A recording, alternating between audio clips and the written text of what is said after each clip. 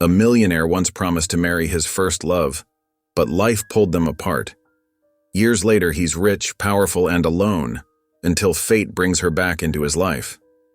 She's not the girl he remembers, and she's carrying secrets that could change everything. But when he asks her to be his wife again, this time as part of a business deal, old feelings start to rise. Was their childhood promise just a memory, or the beginning of something real? And when the truth finally comes out, will love be enough to fix what time and silence broke? Before we get into the story, comment below where in the world you are watching from today. And if you like this story, don't forget to subscribe. The summer sun filtered through the maple leaves, casting dancing shadows on the forest floor. 10-year-old Ethan Hale's feet pounded against the soft earth, twigs and leaves crunching beneath his bare toes.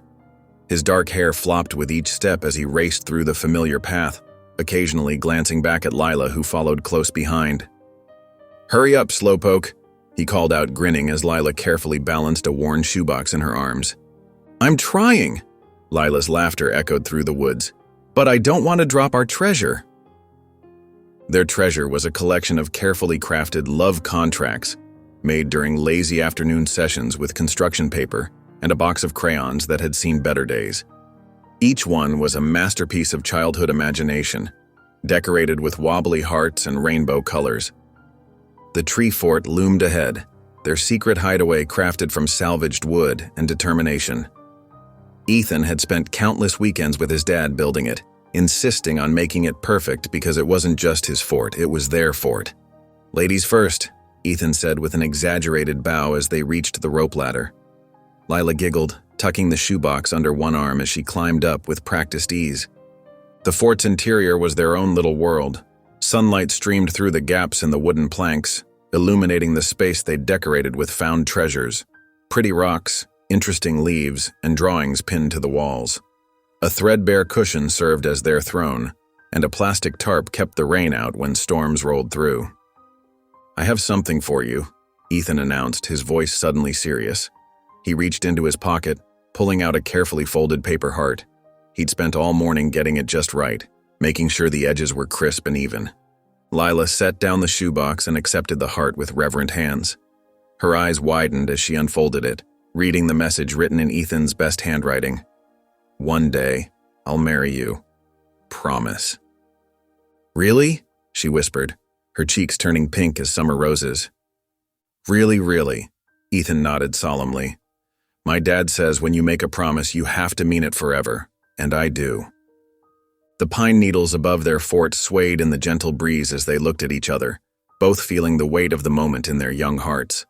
Then, with the innocent courage of childhood, Ethan leaned forward and pressed a quick kiss to Lila's lips. It lasted only a second, but in their minds it sealed the promise as surely as any official document. Years passed, and the tree fort remained their sanctuary.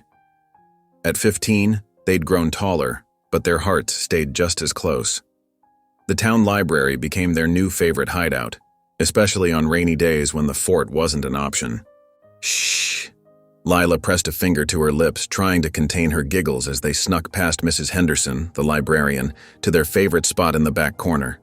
The ancient armchairs there had seen better days, but they were perfect for two teenagers dreaming about the future. "I'm going to write books someday," Lila declared, curling up in her chair with a notebook balanced on her knees. "Big ones with adventures and romance and happy endings." Ethan watched her from his chair, admiring how her face lit up when she talked about writing. "You already write amazing stories," he said. "I bet you'll be famous one day." "Maybe we both will be," Lila smiled. "You with your computer programs, and me with my books. We could travel the world together."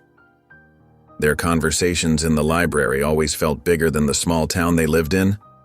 They talked about college, about the places they'd visit, the life they'd build together. Their dreams intertwined like the vines that grew up the library's brick walls. One afternoon, Lila arrived at their meeting spot with a special gift. It was a notebook, well-worn and filled with her neat handwriting. "I wrote these for you," she said, pushing it into Ethan's hands. "They're all the stories I've been working on. Look at the dedication."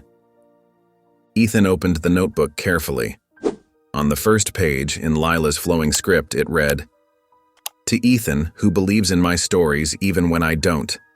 All my love, Lila."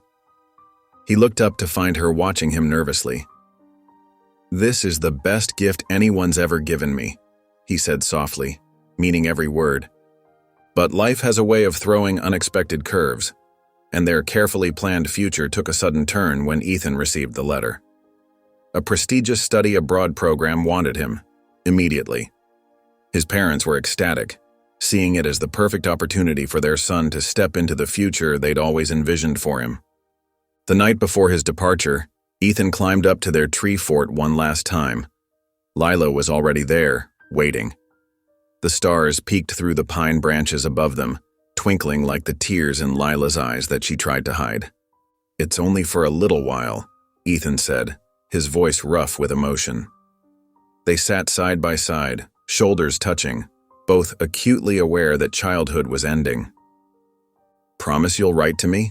Lila asked, her fingers intertwining with his. "Every week," Ethan squeezed her hand. "I'll tell you everything. And I'll come back, Lila. I promise." The night air was heavy with the scent of pine and summer flowers, and the distant sound of crickets provided a soundtrack to their last moments together. They sat in their fort, under the same stars they'd watched countless times before, holding on to each other and the promises they'd made. Time passes, and the autumn air in London felt different from the crisp fall days in Maplewood. Ethan sat at his desk in his dormitory room, surrounded by textbooks and business journals. The lamp cast a warm glow over his latest letter to Lila, his fifth one since arriving 3 weeks ago.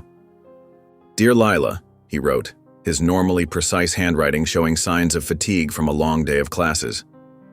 "You wouldn't believe how different everything is here. The buildings are ancient, like something from those historical movies we used to watch in the library." He filled page after page with details about his new life, the eccentric professors, the challenging classes, the way the city lights looked at night. But mostly, he wrote about missing her. Missing their talks, their shared dreams, the comfort of knowing she was just a bike ride away. Every Sunday evening, Ethan would sit down to write, no matter how many assignments loomed or how exhausted he felt. It became his anchor, his connection to home, to her. Lila's letters arrived like clockwork, bringing the scent of home and the warmth of her words. She wrote about everything, the changing colors of the maple trees, her creative writing classes, the stories she was working on. But lately her letters carried a weight of worry about her mother. "Mom's not doing so well," she wrote in one letter. "The doctors say she needs more tests. I'm trying to stay positive, but sometimes it's hard. I miss having you here to talk to. Nobody else quite understands like you do." Ethan read each letter multiple times, carrying them with him like talismans. During breaks between classes, he'd pull them out, finding comfort in her familiar handwriting and the way she dotted her I's with tiny circles. Back in Maplewood, Mrs. Hale sorted through the daily mail with practiced efficiency. Her eyes narrowed at the sight of another envelope addressed to Ethan in Lila's distinctive handwriting. With practiced movements, she slipped it into her desk drawer along with the others, next to the carefully written notes from college counselors and business contacts she'd cultivated for her son's future. "It's for his own good," she murmured to herself, straightening the papers on her desk. "He needs to focus on his future, not get distracted by childhood fantasies." Week after week, Lila's letters joined the growing collection in Mrs. Hale's drawer. Meanwhile, Lila checked her mailbox daily, her heart sinking a little more each time she found it empty. She tried to rationalize it. Maybe he was busy, maybe the mail was slow, maybe the letters were getting lost. But as weeks turned into months without a word, the hope in her heart began to fade. She'd sit at her desk, staring at the blank pages of her notebook, the stories that once flowed so easily now stuck somewhere between her heart and her pen. "He's probably too busy for letters now," she told herself, wiping away tears one evening. Too busy for small-town stories and childhood promises. The last letter she wrote stayed in her drawer, unsent. What was the point? The silence spoke volumes. Across the ocean, Ethan's confusion turned to hurt, then to a dull ache he tried to drown in textbooks and business plans. He threw himself into his studies with renewed intensity, earning top marks and praise from his professors. If his classmates noticed the shadows under his eyes or the way he withdrew from social activities, they didn't mention it. "You're doing exactly what you should be," his mother said during their weekly phone calls, her voice warm with approval. "Focusing on your future, that's what matters most." But at night, when his roommate was asleep and the city's noise faded to a distant hum, Ethan would pull out Lila's old notebook, the one filled with her stories. He'd trace the dedication with his finger, remembering the way her eyes had lit up when she gave it to him. Back in Maplewood, life didn't pause for heartbreak. Lila's mother's condition deteriorated rapidly, requiring more frequent hospital visits and expensive medications. The medical bills piled up, each one a reminder of how quickly dreams could slip away. With quiet determination, Lila put her college acceptance letter in a drawer and started looking for work. She found a job at the local diner, serving breakfast to early morning regulars. In the afternoons, she tutored middle school students in English, and on weekends she helped at the library, the same one where she and Ethan had once shared their dreams. "You should be in college," Mrs. Henderson said one day, watching Lila reshelve books in the young adult section. "With your talent." "Mom needs me here," Lila replied simply, managing a small smile. "College can wait." But some nights when the house was quiet and her mother finally slept peacefully, Lila would pull out the old shoebox from under her bed. Inside lay every letter Ethan had sent before leaving, every note they'd passed in class, every small memento of their shared past. Her fingers would brush against the construction paper hearts, the silly love contracts they'd made as children, until they found the carefully preserved paper heart with his promise. In the soft glow of her bedside lamp, Lila unfolded it gently, the creases worn soft with time. The crayon had faded slightly, but the words remained clear. "One day, I'll marry you. Promise." "You promised," she whispered to the empty room, her voice catching on the words. A tear fell onto the paper, and she quickly wiped it away, careful not to smudge the precious words. She folded the heart again with trembling fingers, tucking it safely back into the shoebox along with her dreams of college, of writing books, of a future that now seemed as distant as the stars they used to watch together. The shoebox went back under her bed, and Lila wiped her eyes. In a few hours, she would need to be up for the early shift at the diner, ready to serve coffee with a smile while her mother slept fitfully in the next room. There was no time for dwelling on broken promises or forgotten dreams. Life moved forward, whether you were ready or not. Years later, the sleek Tesla hummed quietly as Ethan checked his phone for the 100th time that morning. Another series of urgent emails from his tech company's board demanded his attention, but today they would have to wait. His grandfather's death had hit him harder than he'd expected, cracking the carefully constructed shell of corporate success he'd built around himself. "Exit 27, Maplewood," the GPS announced in its robotic voice. Ethan's hands tightened on the steering wheel. 10 years. It had been 10 years since he'd last seen these roads, these trees, this small town that had once been his whole world. The morning sun filtered through the maple trees lining Main Street, their leaves just beginning to hint at autumn's approach. Everything looked smaller now.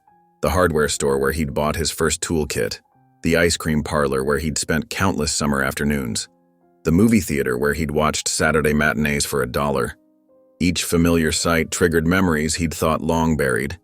His Tesla seemed out of place here, too sleek and modern against the backdrop of pickup trucks and well-worn sedans. People turned to look as he drove past, probably wondering who this stranger was in their small town. But he wasn't a stranger, was he? This place had shaped him even if he'd spent years trying to forget that. The road curved past Thompson Woods, and there it was, their tree fort. The sight of it made his chest tight. The once proud structure now sagged against the old pine tree, its wooden planks gray and weathered. The rope ladder hung in tatters, swaying slightly in the morning breeze. Ethan pulled over, ignoring the protest of his expensive tires on the gravel shoulder. He got out of the car, his designer shoes crunching on pine needles as he approached the fort. Memories flooded back with overwhelming clarity. Paper hearts and crayon promises, the smell of pine sap and summer rain, Lila's laugh echoing through the trees as they planned their future together. Her stories, read aloud in whispers as darkness fell. That last night, watching stars and making promises he hadn't kept. "I'm sorry, Grandpa," he murmured, touching the rough bark of the pine tree.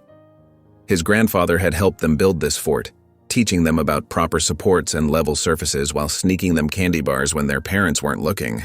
The law office of Peterson and Sons looked exactly the same, right down to the slightly crooked brass nameplate on the door. Inside, the air conditioning battled against the late summer heat, and the ancient ceiling fans squeaked in steady rhythm. Mr. Peterson hadn't changed much either, perhaps a bit more gray at the temples, a few more lines around his eyes. He shuffled through papers with practiced efficiency, clearing his throat before beginning to read. "Being of sound mind and body," he recited the familiar legal preamble, but Ethan's attention drifted. His grandfather's presence seemed to fill the small office. His booming laugh, his wise eyes, his gentle way of giving advice without making it feel like criticism. Now, regarding the matter of inheritance, Mr. Peterson's voice cut through Ethan's thoughts. "To my grandson, Ethan James Hale, I leave my entire estate, including the family home and all associated properties." Ethan nodded.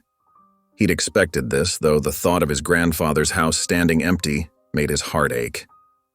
"However," Mr. Peterson continued, adjusting his reading glasses, "this bequest comes with conditions." Ethan sat up straighter. His grandfather had always loved teaching lessons, even in the simplest things. Of course, his will would be no different.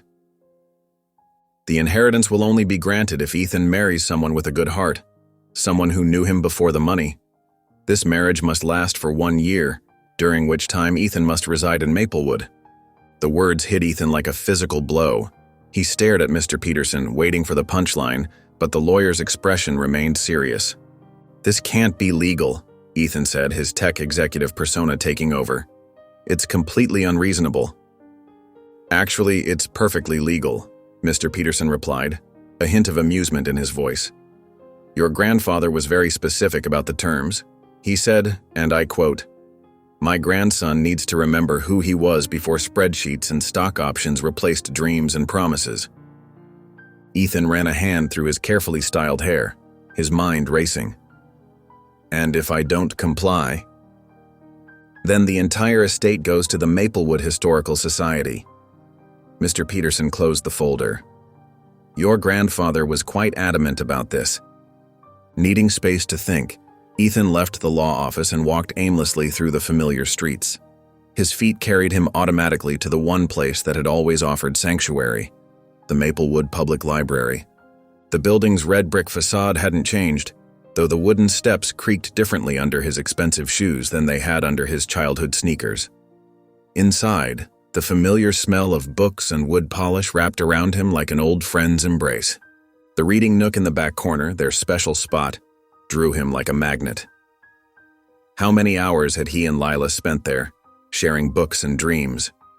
He could almost see their younger selves, heads bent together over a shared novel, whispering about the stories they would write someday. As he rounded the last shelf, he stopped dead in his tracks. There, arranging books on the lower shelf, was a figure he would know anywhere. Her honey-brown hair was shorter now, falling just past her shoulders instead of down her back. She wore a simple blue dress instead of the torn jeans and t-shirts of their youth. But when she turned at the sound of his footsteps, her eyes were exactly as he remembered. Warm brown with flecks of gold now wide with surprise. Time seemed to stop. The library's quiet hum faded away. All the carefully constructed walls he'd built around his heart trembled at the sight of her. "Lila?" His voice came out barely above a whisper. She stood slowly, a book still clutched to her chest like a shield. "Ethan?" They stared at each other across the space that seemed both infinite and microscopic, 10 years of silence stretching between them like an ocean. In her eyes, he saw the same question that echoed in his heart. What happened to us? The Bell and Book Cafe next door to the library hadn't changed much in 10 years. The same mismatched chairs clustered around worn wooden tables, and the smell of coffee and freshly baked cookies still filled the air. Ethan and Lila sat in a quiet corner, 2 steaming mugs between them like a buffer zone. Lila wrapped her hands around her cup of chamomile tea, using it as an anchor while waves of memories washed over her. "So," she said softly, "you're back." Just temporarily, Ethan replied, his corporate polish feeling out of place in the cozy setting. My grandfather's passing. I heard about that. I'm so sorry, Ethan. He was always so kind to everyone. The genuine sympathy in her voice made something twist in Ethan's chest. He took a sip of his black coffee, buying time to steady himself. Thank you. He never changed. Always the same generous spirit. A comfortable silence settled between them, filled with the gentle clink of cups and distant conversation from other patrons. Lila studied him over the rim of her mug. The boy she'd known was still there, hidden beneath the expensive suit and carefully maintained exterior.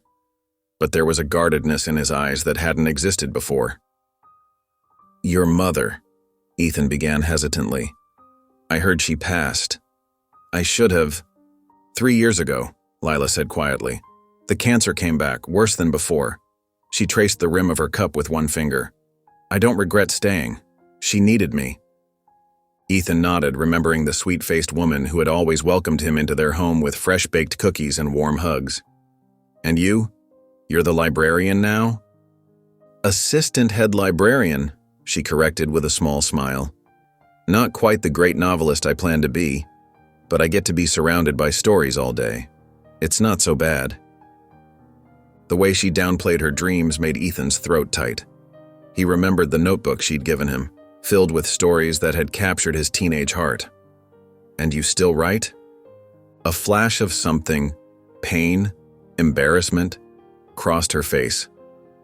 Sometimes, when I have time. She changed the subject quickly. But look at you, successful tech entrepreneur. I saw your company in the business section last month. Just got lucky with the right idea at the right time, he said automatically, the response practiced from countless interviews. No, Lila shook her head. You were always brilliant, Ethan. Even back then, you saw possibilities others missed. Her words held no bitterness, just quiet certainty. The praise made him uncomfortable, mainly because it came without the usual agenda he'd grown accustomed to in the business world. He fiddled with his coffee cup, trying to find the right words for what he needed to say next. Lila sensed his discomfort. What is it? There's something else, isn't there? Ethan took a deep breath. My grandfather's will, it had some unusual conditions. Oh? She tilted her head, curious. He left everything to me, but... Ethan ran a hand through his hair, a gesture so familiar from their youth that it made Lila's heart ache. I can only claim it if I get married. To someone who knew me before I made my money. For 1 year. Lila stared at him for a moment before letting out a surprised laugh.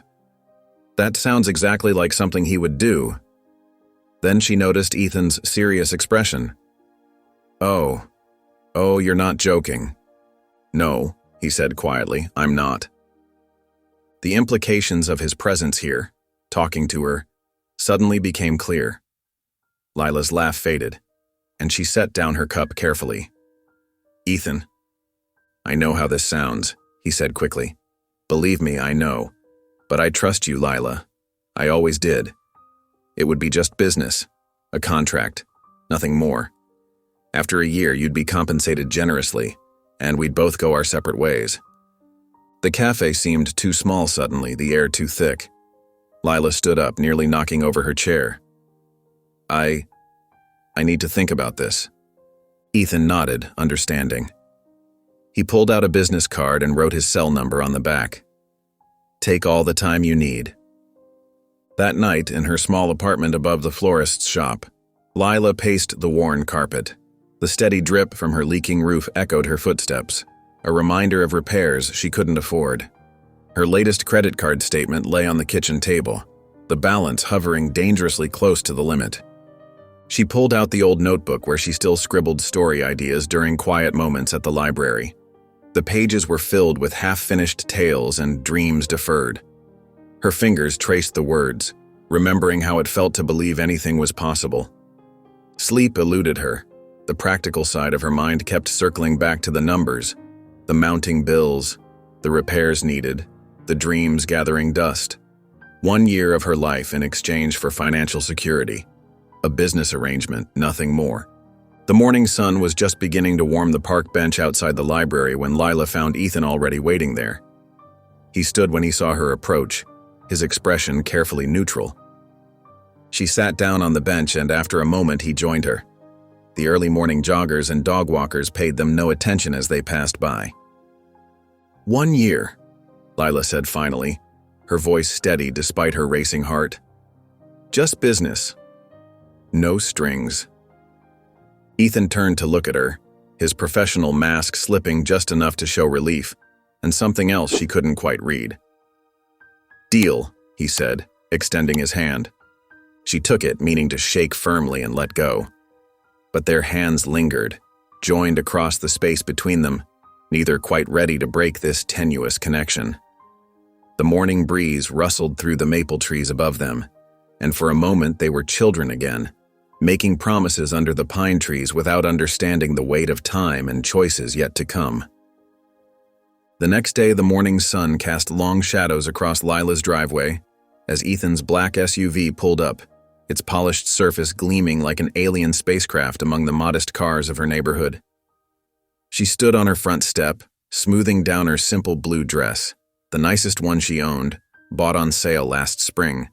Her small purse felt impossibly light, containing just her ID, a tube of lip balm, and the paperwork they'd need.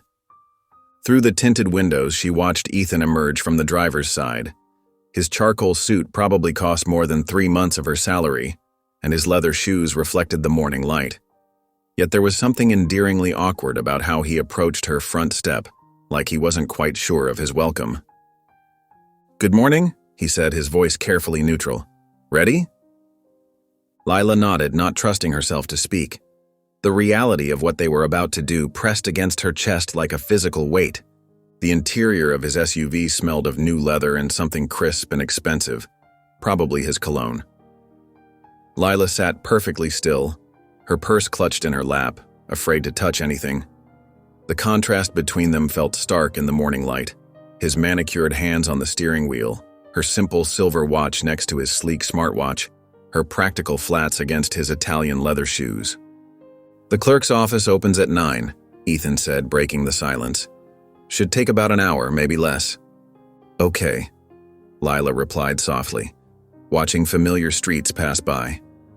She'd walked these roads countless times, but viewing them from inside Ethan's luxury vehicle made everything seem different, slightly distorted.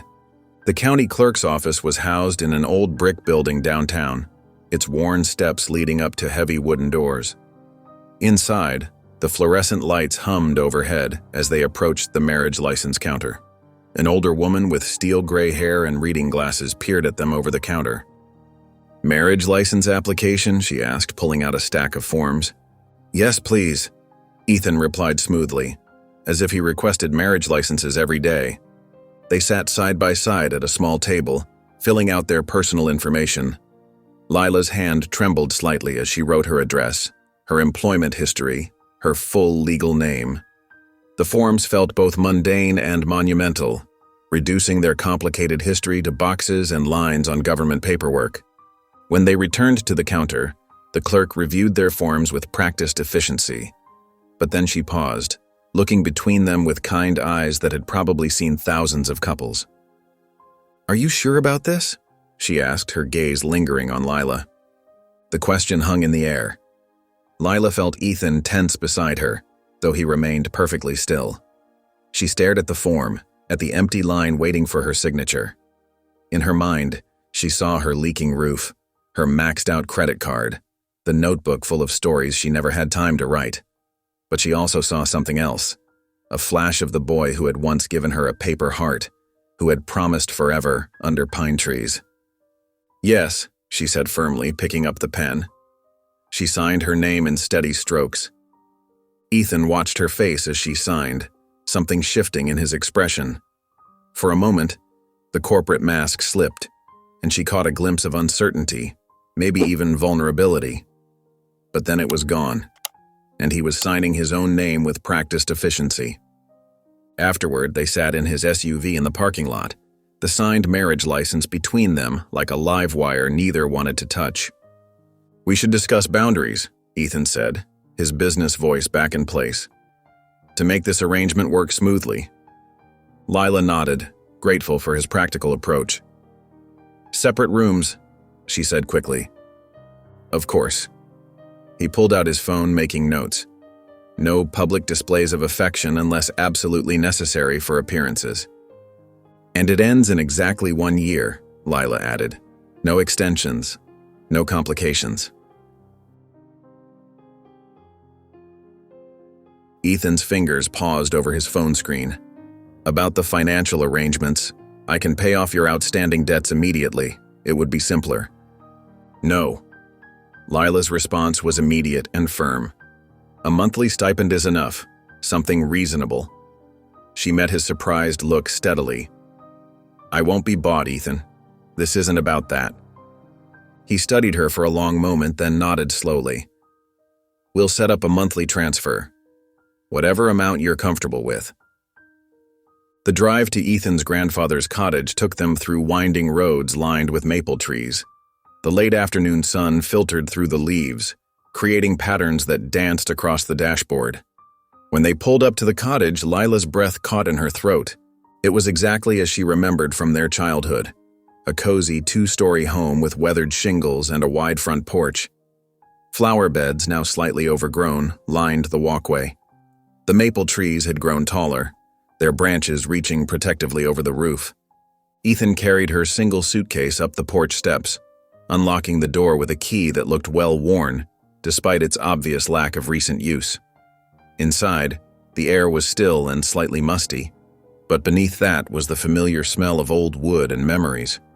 Dust motes danced in the sunbeams that streamed through the windows, illuminating dozens of photo frames on the walls and shelves. Lila's heart clenched when she spotted one of Ethan as a child, grinning with a missing front tooth, his grandfather's arm around his shoulders. The guest room is upstairs, first door on the right, Ethan said, his voice oddly quiet in the stillness. Bathrooms across the hall.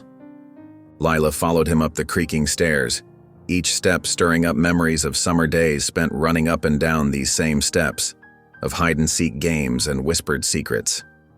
The guest room was small but comfortable, with a window overlooking the backyard where an old tire swing still hung from a massive maple tree.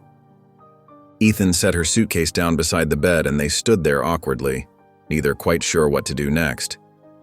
So, Lila said softly, her fingers playing with the strap of her purse.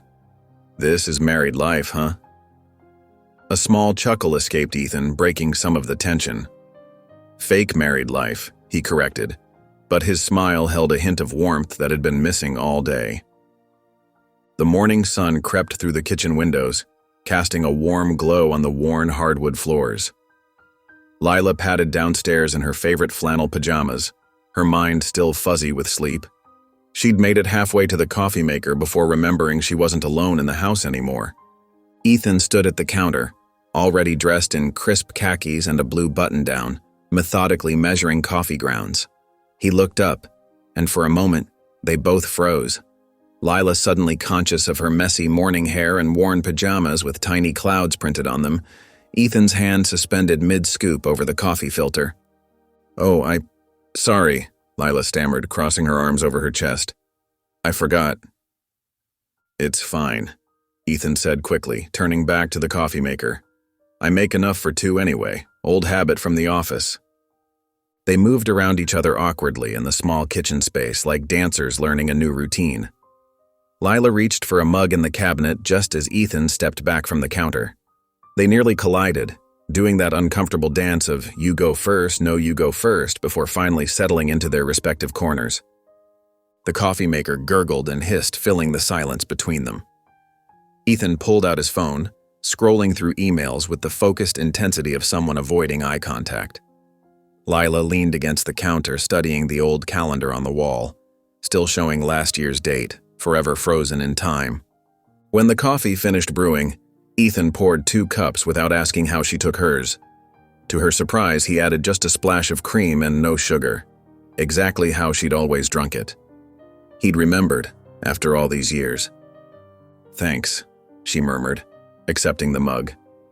Their fingers brushed briefly, and both pulled back a little too quickly, causing small ripples in the dark liquid. After breakfast, Lila found herself drawn to the cluttered living room.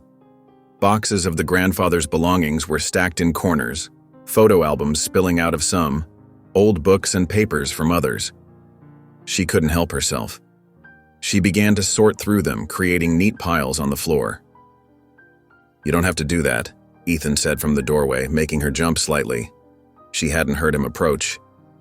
"I don't mind," she replied, already lost in the task. "Your grandfather kept everything so organized. It seems wrong to leave it all in boxes." She pulled out an old photo album, its leather cover worn soft with age. As she opened it, a loose photograph fluttered to the floor. Ethan stepped forward and picked it up, his breath catching audibly. It was them, maybe 12 years old, sitting on the tire swing in the backyard. Lila's hair was in messy braids, and Ethan wore a Superman t-shirt that was too big for him. They were both laughing at something now lost to time, the summer sun creating halos around their young faces. "I remember that day," Lila said softly, looking up at Ethan. "Your grandfather made us lemonade and told us ghost stories until it got dark." Ethan's fingers traced the edge of the photo. "He kept these all this time," he said, his voice slightly rough. He cleared his throat and handed the photo back to her, but not before she caught the flash of emotion in his eyes. As the afternoon wore on, Lila discovered more treasures: report cards, childhood drawings, even a paper airplane with their initials scratched into the wing. She arranged photos in chronological order, straightened books on shelves, and carefully preserved everything that seemed important, which was nearly everything.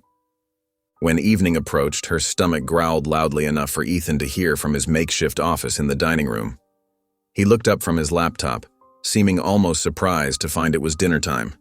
"I can make something," Lila offered, already heading to the kitchen. "Your grandfather always kept a well-stocked pantry." "I should help," Ethan said, following her. "It's only fair." Lila assigned him the simple task of making toast to go with the soup she was heating. She tried not to smile as she watched him approach the toaster with the same serious concentration he gave his work emails. The smell of burning bread filled the kitchen moments later. "Oh no," Ethan muttered, frantically pushing the cancel button. Black smoke curled up from the toaster as two charred squares popped up. Lila couldn't help it. She laughed. The look of genuine dismay on his face, so different from his usual controlled expression, was too much. "It's not funny," he protested, but his lips twitched. "I'm usually better at, well, everything." "Clearly not everything," Lila managed between giggles, waving away the smoke with a dish towel. The great Ethan Hale, defeated by toast. And then, to her delight, he laughed too. A real laugh, not the polite chuckle she'd heard earlier. It transformed his whole face, erasing the careful lines of his business persona, revealing glimpses of the boy she'd known. Later that night, Lila sat cross-legged on her bed, writing in her journal. The house had settled into nighttime creaks and whispers, but beneath that, she heard something else. Faint strains of music from downstairs. Curious, she set aside her journal and crept down the hallway. The living room was dark except for one small lamp, casting a soft glow over Ethan's form on the couch. He sat with his head tilted back, eyes closed, expensive headphones covering his ears. Next to him on the coffee table sat an old Walkman, the same one he'd had in high school. Lila moved closer, silent in her sock feet. She could just make out the label on the cassette player. L.E. Summer 2005, written in her own teenage handwriting. She remembered making that mixtape, carefully selecting songs that reminded her of their time together, of promises made under pine trees. Ethan's face was completely unguarded in the dim light, lost in whatever song was playing. A small smile tugged at the corner of his mouth, and his fingers tapped lightly against his knee in rhythm with music only he could hear. Lila backed away quietly, not wanting to disturb this private moment. At the base of the stairs, she paused, looking back at his silhouette. "Maybe this won't be so fake after all," she whispered to herself, then climbed the stairs to her room, leaving Ethan alone with their shared memories set to music. Days later, the morning sun filtered through dusty blinds as Ethan tackled the cluttered study. He'd been putting off this task, knowing his grandfather's old desk would be filled with memories he wasn't ready to face. But after a week of living in the house, the mess was starting to bother him. He pulled open the bottom drawer, coughing at the cloud of dust that rose up. Inside, papers and odds and ends were jumbled together. Old receipts, rubber bands, paper clips, and what looked like children's artwork. His grandfather had never been one to throw anything away. As he sorted through the items, his fingers brushed against something familiar. The paper was soft with age, yellowed at the edges, but the careful folds were still crisp. His heart skipped a beat as he slowly opened it. The red construction paper heart, now faded to pink, revealed childish handwriting he recognized as his own. "One day I'll marry you. Promise." Ethan's hands trembled slightly as he stared at the words. He remembered that summer day so clearly, the excitement of giving Lila the heart, the way her eyes had lit up, the innocent kiss under the pine trees. It felt like yesterday and a lifetime ago all at once. Through the open window, he could hear Lila humming in the kitchen. The sound made his chest tight. He carefully refolded the heart, running his thumb along the worn creases. Should he show her? Would it make things more complicated? They had an agreement, just business, no strings attached. After a long moment, he slipped the paper heart into his wallet, tucking it behind his driver's license. Some memories were better left undisturbed. The afternoon passed slowly as Ethan continued organizing, though his mind kept drifting to the heart in his wallet. The smell of something sweet baking wafted through the house, making his stomach growl. He'd forgotten to eat lunch again, an old habit from his corporate days. As evening approached, Lila appeared in the study doorway holding a plate of golden brown squares. "I made lemon bars," she said. "Want to take a break? It's nice outside." Ethan nodded, grateful for the interruption. They settled onto the old porch swing, the chains creaking softly as they found their rhythm. The plate sat between them, the lemon bars still warm from the oven. Fireflies began to appear in the gathering dusk, their tiny lights dancing across the lawn. The sight reminded Ethan of countless summer evenings spent catching them in mason jars with Lila, making temporary lanterns that glowed like magic. "These are good," he said, taking another bite. "Just like your grandfather's recipe," Lila finished. "He gave it to my mom when she was sick. Said lemon bars could cure anything." Her voice grew softer. She loved making them, even when she could barely stand. Ethan watched her profile in the fading light. "That must have been hard," he said quietly. Lila nodded, pushing the swing gently with her foot. It was. The hardest part was feeling so alone. Everyone else was moving on with their lives, college, careers, relationships. But I was stuck, watching my mom slip away bit by bit. She picked at a loose thread on her sleeve. Some days I'd sit in the hospital and try to remember what it felt like to have dreams of my own, to think about anything besides medication schedules and insurance forms. Ethan's hand twitched, wanting to reach for hers, but he held back. Instead, he said, "I understand loneliness. Different kind, maybe, but still." "Tell me," she said simply. He stared out at the fireflies, gathering his thoughts. "Success is sterile. Everything in my life became about numbers, contracts, projections. Even relationships were transactions." He gave a hollow laugh. "My last girlfriend had her assistant schedule our dates." The swing creaked softly as they sat in comfortable silence. Ethan's hand drifted to his back pocket, where his wallet pressed against him. The paper heart seemed to burn through the leather, urging him to share it with her. He pulled out his wallet, fingers brushing against the folded paper. But as he looked at Lila's face, peaceful in the twilight, he hesitated. What if showing her the heart ruined this moment of quiet understanding between them? What if it made things weird? Slowly, he slid the wallet back into his pocket, the heart still hidden inside. Some truths weren't ready to be spoken yet. They finished the lemon bars as darkness settled fully around them, the fireflies providing their own kind of stars. When Lila finally stood to go inside, Ethan felt the loss of her warmth beside him on the swing. Later that night, after they'd said their awkward goodnights and retreated to their separate spaces, Ethan found himself working late in the study. The desktop lamp cast a warm circle of light as he responded to emails, trying to keep his business running remotely. Without realizing it, he dozed off at the desk, his head pillowed on his arm. His wallet lay open beside the keyboard where he'd taken it out to check a credit card number. Lila passed by the study on her way to get a glass of water, pausing when she saw him sleeping. She'd never seen him look so unguarded, his features softened in sleep, a lock of hair falling across his forehead. She stepped closer, meaning to wake him. Sleeping at a desk couldn't be comfortable. That's when she noticed something poking out of his wallet, a corner of red construction paper, worn and familiar. Her heart jumped. Could it be? She took another step forward, hand halfway extended. It would be so easy to just peek, to satisfy her curiosity about what Ethan was keeping hidden. But she stopped herself. Whatever it was, he clearly wasn't ready to share it. She wouldn't violate his privacy, no matter how much she wanted to know. Instead, she whispered into the quiet room, "What are you hiding from me, Ethan?" The only response was his steady breathing as he slept on, unaware of her presence or the question hanging in the air between them. Sunday morning arrived with golden shafts of light streaming through the kitchen windows. Lila padded down the stairs in her fuzzy socks, still groggy from sleep. She stopped short at the bottom step, blinking twice to make sure she wasn't dreaming. There, on the worn kitchen counter, sat a crystal vase filled with perfect pink peonies.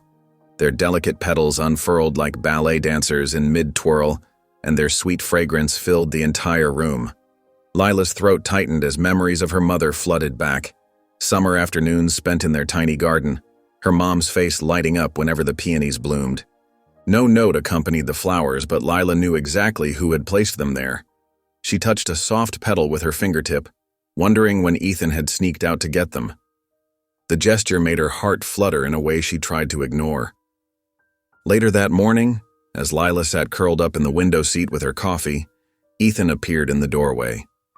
He was already dressed in pressed khakis and a blue button-down, looking more like the successful businessman he was than the boy who used to climb trees with her. "There's a charity gala tonight," he said, fiddling with his watch. "In Riverside. We should probably go, make an appearance as a couple. The press will be there." Lila's stomach did a little flip. "A gala? I don't have anything to wear to something like that." "We could go shopping," Ethan offered, but Lila shook her head. "No, She paused, an idea forming. "I might have something." An hour later, Lila stood in front of her mother's old closet, running her hands over the clothes still hanging there. At the back, protected by a garment bag, she found what she was looking for, the vintage navy blue dress her mother had worn to her own wedding reception. Simple, elegant, with a sweetheart neckline and a flowing skirt that seemed to float when she moved. Lila slipped it on, the fabric cool against her skin. It fit perfectly, as if it had been waiting all these years just for her. She pinned her hair up loosely, letting a few curls frame her face, and added her mother's pearl earrings, her only real jewelry. When she descended the stairs that evening, Ethan was waiting by the front door. He turned at the sound of her footsteps and froze. His eyes widened, and something flickered across his face, something that made Lila's heart skip. "You look like a poem I forgot how to read," he murmured, so quietly she almost missed it. Heat crept into Lila's cheeks. She rolled her eyes, trying to break the intensity of the moment. Let's just play the part. The gala was held in an old converted theater, all gilt and crystal chandeliers. As they walked in, Ethan's hand found the small of Lila's back, a gesture that felt both foreign and achingly familiar. They moved through the crowd, playing their roles perfectly. The successful entrepreneur and his small-town sweetheart, reunited after years apart. It was surprisingly easy to fall into their old rhythm. When Ethan told a story about his first failed startup, Lila knew exactly when to laugh. When she mentioned the library's new children's program, he asked all the right questions. Their hands stayed linked, fingers intertwined, as if they'd never learned to let go. "You two have such amazing chemistry," a woman in diamonds commented, beaming at them. "How long have you been together?" "Since we were kids," Ethan answered before Lila could speak. His thumb brushed across her knuckles, and she tried to tell herself the shiver that ran through her was just from the air conditioning. As the evening wore on, Lila found herself forgetting it was all pretend. She caught herself leaning into Ethan's touch, memorizing the sound of his genuine laugh, so different from his polite business chuckle. She watched him charm the room while never fully letting go of her hand, and something inside her chest ached with possibility. The drive home started quietly, both of them lost in thought. Then the sky opened up. Rain pounded against the windshield, turning the world into a blur of water and headlights. Suddenly, the engine made a horrible grinding noise and the car shuddered to a stop. "Perfect," Ethan muttered, trying the ignition again. Nothing. Lila peered through the rain-streaked window. "There's a motel just up ahead. We could wait out the storm." They made a mad dash through the downpour, laughing as they ran. By the time they reached the motel office, they were both soaked. Lila's carefully pinned hair had come loose, and Ethan's pressed shirt clung to his shoulders. "One room left," the tired-looking clerk told them. "Queen bed, pull-out couch." They looked at each other, water dripping onto the worn carpet. What choice did they have? The room was small but clean, with faded floral wallpaper and a squashy brown couch. Ethan insisted Lila take the bed while he claimed the couch. They took turns in the tiny bathroom, changing into the spare clothes they'd packed for emergencies. Later, wrapped in the room's only spare blanket, they sat together on the couch. The rain drummed steadily against the windows, creating a cozy cocoon of sound around them. "Remember when we used to plan our futures?" Lila asked softly. "In the tree fort?" Ethan smiled. "You were going to write children's books, live in a cottage by the sea.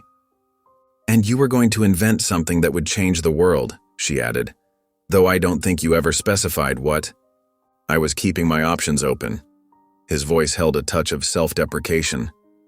"Funny how things turn out." They talked for hours, sharing memories and forgotten dreams. The conversation flowed easily, like water finding its natural path. Somewhere between remembering their first school dance and laughing about their failed attempt to start a neighborhood newspaper, their hands brushed together on the blanket. Neither one pulled away. Their fingers remained touching that small point of contact, speaking volumes in the quiet room. The rain continued to fall, and their words grew softer, slower, until they drifted off to sleep, still connected by that gentle touch. Morning light crept through the thin motel curtains, painting stripes of gold across the worn carpet. Lila's eyes fluttered open slowly, her mind taking a moment to register where she was. The first thing she noticed was warmth, not just from the blanket draped over her, but from the presence beside her. During the night, they had both shifted on the small couch, and now Ethan's shoulder pressed against hers, their hands still barely touching where they had fallen asleep. She held her breath, studying his sleeping face. In rest, the sharp lines of his business persona softened, and she could see traces of the boy she'd known. His dark lashes rested against his cheeks, and his usually perfect hair was charmingly mussed. A small crease between his brows made her wonder what he was dreaming about. The intimacy of the moment made her heart race. This wasn't part of their agreement. This quiet morning, this gentle touching of hands, it felt dangerous. Real. Moving with careful slowness, Lila extracted herself from the blanket and stood up. The floorboard creaked beneath her feet, and she froze, but Ethan only shifted slightly, his hand curling around the empty space where hers had been. In the small kitchenette area, Lila found an ancient coffee maker and a complimentary packet of generic coffee. The machine gurgled and sputtered as it worked, filling the room with the familiar aroma of brewing coffee. She leaned against the counter, watching the dark liquid drip into the pot, trying to sort through the jumble of emotions in her chest. Last night had changed something. The easy conversation, the shared memories, the way Ethan's eyes had softened when he talked about their childhood dreams. It all felt too genuine to be part of their business arrangement. The coffee maker's final sputter coincided with the sound of Ethan stirring. Lila watched from the corner of her eye as he sat up, running a hand through his disheveled hair. When he looked at her, something flickered in his expression, something that made her quickly turn away and busy herself with pouring coffee into the cheap paper cups provided by the motel. "Morning," he said, his voice still rough with sleep. "Morning," she replied, not quite meeting his eyes as she handed him a cup. The car repair shop should be open by now. Right. Ethan took a sip of coffee, grimacing slightly at the bitter taste. I'll call them. They moved around each other carefully as they gathered their things, like dancers trying not to step on each other's toes. The easy warmth of the previous night had been replaced by something heavier, more complicated. The drive back to Maplewood stretched out before them, filled with a silence that seemed to grow thicker with each passing mile. Lila watched the familiar landscape roll past her window, each tree and field a reminder of home, of memories, of promises made and broken. Ethan kept his eyes fixed on the road, his knuckles white on the steering wheel. Every so often, he would open his mouth as if to speak, then close it again. Lila could almost hear the thoughts churning in his head. She had her own storm of unspoken words pressing against her lips. When they finally pulled up to the house, Lila didn't wait for Ethan to turn off the engine before unbuckling her seatbelt. I should change, she said quickly, already reaching for the door handle. I have work later. She hurried inside and up to her room, closing the door behind her with perhaps more force than necessary. Leaning against it, she closed her eyes and took a deep breath, trying to steady her racing heart. Downstairs, Ethan stood in the middle of the living room, still in his wrinkled clothes from the night before. In his hands, he held the paper coffee cup Lila had been drinking from. It was still warm, a faint lipstick mark on the rim the only evidence of her touch. He stared at it, feeling the weight of realization settling over him like a heavy blanket. This wasn't supposed to happen. The arrangement was meant to be simple, clean, businesslike. But last night had changed everything. The way Lila's eyes had sparkled when she laughed at their old memories, how naturally their hands had found each other, the comfort of falling asleep to the sound of her breathing. None of it felt fake anymore. As evening settled over Maplewood, Ethan found himself walking the familiar path through the woods. The rebuilt tree fort stood silhouetted against the darkening sky, a testament to his grandfather's dedication to preserving their childhood haven. The old man had maintained it all these years, even after Ethan left, even after everything changed. He climbed up carefully, the wooden steps creaking under his weight. The interior smelled of fresh wood and pine needles, but traces of the original fort remained. Initials carved into the corner, faded crayon drawings on the walls, memories preserved like insects in amber. Through the fort's window, stars began to appear in the violet sky. Ethan remembered countless nights spent here with Lila, pointing out constellations, making wishes, sharing dreams. She had always been able to find the Big Dipper first, her small finger tracing the pattern in the air between them. With slightly trembling hands, he reached into his wallet and pulled out the paper heart. In the dim light, the childish handwriting was barely visible, but he knew the words by heart. One day, I'll marry you. Promise. From beneath a loose floorboard, he retrieved a small wooden box, another of his grandfather's creations, complete with a tiny brass lock. The box still smelled faintly of cedar, and its surface was smooth from years of careful handling. Ethan unfolded the paper heart one last time, running his thumb over the creased edges. Then, with deliberate movements, he placed it inside the box and turned the small key in the lock. The click seemed to echo in the quiet fort like the sound of a door closing, or perhaps opening. He tucked the box back into its hiding place but remained sitting in the fort, surrounded by the ghosts of who they used to be. Above him, the stars continued their ancient dance across the sky, witnesses to promises both kept and broken. Days later, the afternoon sun cast long shadows through the study windows as Lila methodically worked her way through Ethan's grandfather's belongings. She had been at it for hours, sorting through decades of memories with careful hands and a respectful touch. Old photographs, handwritten notes, and various keepsakes filled labeled boxes that now lined the walls. Dust motes danced in the sunbeams as she opened another drawer, this one stuck slightly from age. The wood groaned as she pulled, revealing a collection of papers and folders.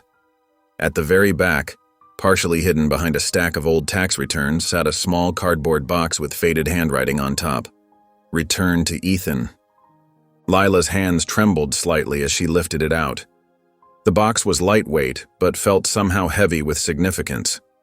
When she removed the lid, her breath caught in her throat. Inside lay a neat bundle of envelopes held together with a rubber band that had grown brittle with time. She recognized the handwriting immediately. Her own. Each envelope was addressed to Ethan, carefully written in her teenage script. All of them were unopened, the seals still intact after all these years. Lila's heart began to pound as she counted them. 15 letters spanning the months after Ethan had left for school abroad. She sank to the floor, her legs no longer able to support her. With shaking fingers, she slipped the first letter from its envelope.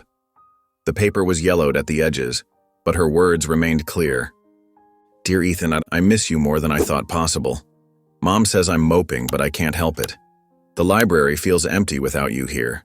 Remember how we used to hide in the poetry section and read dramatic verses in silly voices? Today I found that copy of Romeo and Juliet where you wrote those terrible jokes in the margins." Tears began to blur her vision as she moved through the letters chronologically. Each one captured a moment in time, preserving her younger self's hopes and fears like pressed flowers between pages. "Mom's getting worse. The doctors say she needs more tests. I'm scared, Ethan. I could really use one of your terrible jokes right now. I got accepted to college, full scholarship, but Mom can barely get out of bed some days. How can I leave her? I wish you were here to help me figure this out.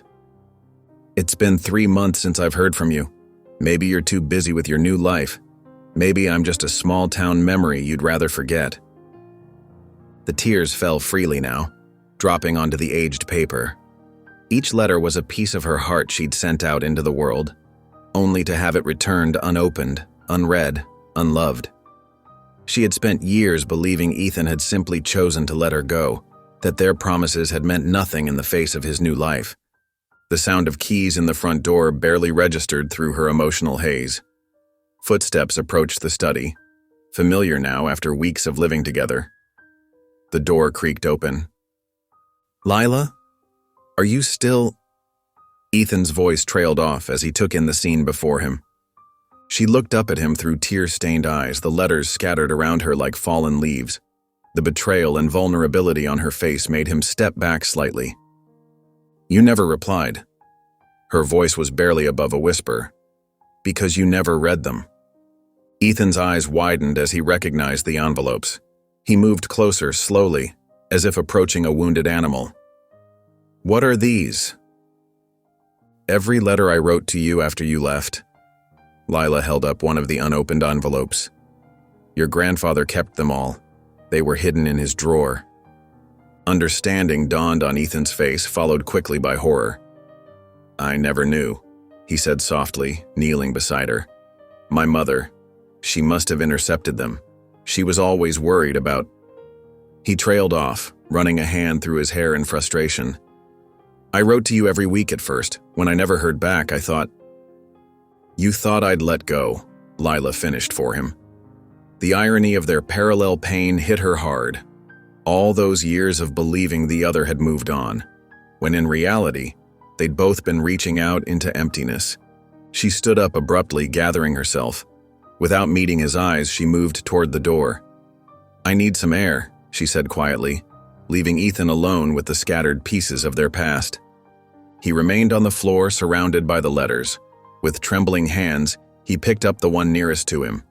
The paper crackled as he carefully opened it, preserving the seal as best he could. Lila's familiar handwriting filled the page. "Dear Ethan, today I found that mix CD you made me hidden under my bed. Remember how you said every song reminded you of me? I played it while helping Mom with her physical therapy. She's trying so hard to get stronger. The doctors say—" He read every word, drinking in the pieces of Lila's life he had missed. Her hopes, her fears, her struggles with her mother's illness, all the moments he should have been there for. The desk lamp cast a warm glow as afternoon faded into evening, and still he read. Through the letters, he watched Lila's tone change from love to confusion to hurt. The final letter was the hardest to read. "Dear Ethan, I guess this will be my last letter. I don't know if you're reading these or if they're just disappearing into some void. Maybe that's better. Maybe it's easier to imagine you never getting them than to think you're reading them and choosing not to respond. I still love you, I probably always will, but I can't keep sending pieces of my heart into silence. Goodbye, Lila. Guilt and love crashed over Ethan like a wave, nearly physical in their intensity. All these years he'd buried his feelings under work and success, convincing himself that Lila had simply outgrown their childhood promises. But here was the truth, preserved in ink and paper.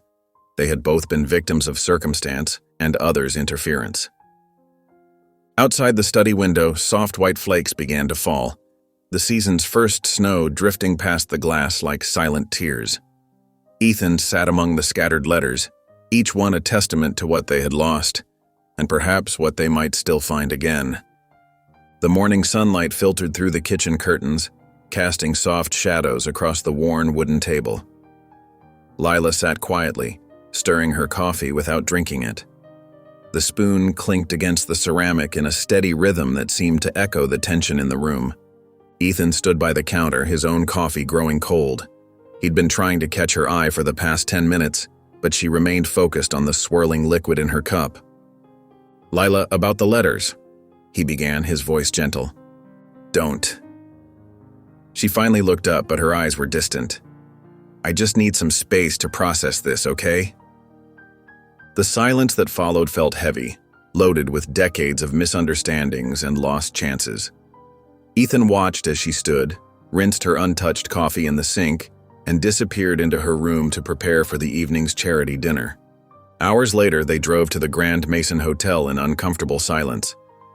The Victorian-style building loomed before them, its windows glowing warmly against the darkening sky. Lila smoothed her borrowed black cocktail dress, simple but elegant, while Ethan adjusted his tie, a nervous habit she remembered from their youth. "Ready?" he asked, offering his arm as they approached the entrance. "Always," she replied, slipping her hand into the crook of his elbow. They had a role to play, after all. The ballroom sparkled with crystal chandeliers and the quiet music of a string quartet. Wealthy donors mingled over champagne, their laughter echoing off the high ceilings. Lila felt out of place among the designer dresses and diamond necklaces, but she held her head high. They had barely made it to the bar when a familiar voice cut through the ambient chatter. "Ethan, what a delightful surprise." Vanessa Royce appeared like a vision in red silk, her smile sharp as a knife's edge.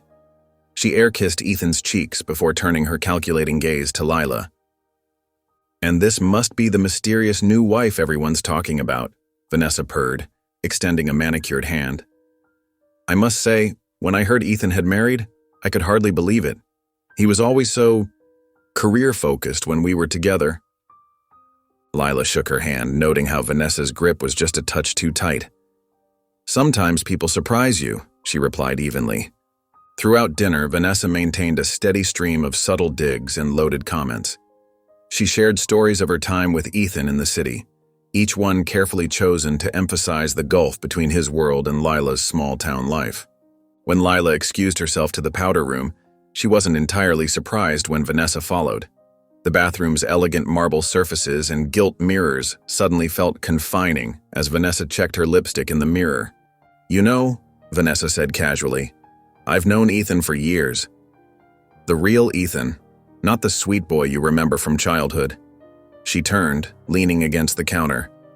"Do you honestly think a man like him would settle down in a town like this, running his empire from a cottage in the woods?" Lila met Vanessa's reflection in the mirror, refusing to show how the words stung. "You don't know him as well as you think." Vanessa laughed, the sound echoing off the tiles. "Don't kid yourself, sweetheart. This little arrangement of yours, it has an expiration date, just like everything else in Ethan's life that doesn't serve his bigger picture." She sashayed toward the door, pausing with her hand on the handle. "Enjoy playing house while it lasts." When Lila returned to the table, her hands were shaking slightly. She noticed Vanessa had cornered Ethan by the bar, their heads close together in what appeared to be an intense conversation. Even from across the room, she could see the tension in Ethan's shoulders. What she couldn't hear was Vanessa's ultimatum. "End this charade before the inheritance becomes final, or I'll make sure every media outlet knows about your little arrangement. Imagine what that would do to your company's reputation, not to mention poor Lila's dignity." The drive home was silent, but this time the quiet felt different, heavier. charged with unspoken questions. Snow had started falling again, the flakes catching in the headlights like scattered thoughts. Inside the cottage, Lila couldn't contain the words anymore. She turned to face Ethan in the dim light of the living room, her voice barely above a whisper. "Is this still fake, Ethan? Or are you just waiting for the year to be over?" The question hung in the air between them. Ethan stood frozen, his face a mask of conflicting emotions. He opened his mouth to speak, then closed it again. The truth was there, pressing against his chest, but fear held it captive. Fear of hurting her, fear of losing her, fear of admitting that somewhere along the way, this had become very real indeed. His silence was answer enough. Lila nodded slowly as if confirming something she'd suspected all along. Without another word, she turned and walked to her room. The soft click of her door closing echoed through the quiet house like a final punctuation mark. Ethan found himself on the front porch, the old wooden swing creaking gently beneath him. The porch light cast a warm circle in the darkness, and beyond it, snow continued to fall silently. He sat there, staring into the night, his breath visible in small clouds that disappeared into the darkness. The weight of unspoken words pressed down on him like the gathering snow on the branches of the maple trees. The winter festival transformed Maplewood's town square into a wonderland of twinkling lights and festive decorations. Strings of white bulbs crisscrossed overhead, casting a warm glow on the fresh snow below. The old gazebo stood wrapped in evergreen garlands, and carnival games lined the perimeter of the square. Children's laughter mixed with holiday music floating from hidden speakers. Ethan adjusted his scarf as he waited by his car outside Lila's cottage. His breath formed small clouds in the crisp evening air. When she emerged, wearing a red wool coat and knit hat, his heart did a familiar flip. Some things, he realized, never changed. "Ready?" he asked, opening the passenger door. "As I'll ever be," Lila replied, sliding into the seat. Her voice was careful, measured, the way it had been since their confrontation about the letters. The short drive to the festival was quiet, but not entirely uncomfortable. Christmas music played softly on the radio, and Lila hummed along despite herself. Ethan found himself stealing glances at her profile, illuminated by passing streetlights. They parked near the square where families and couples were already wandering between booths selling hot chocolate and roasted chestnuts.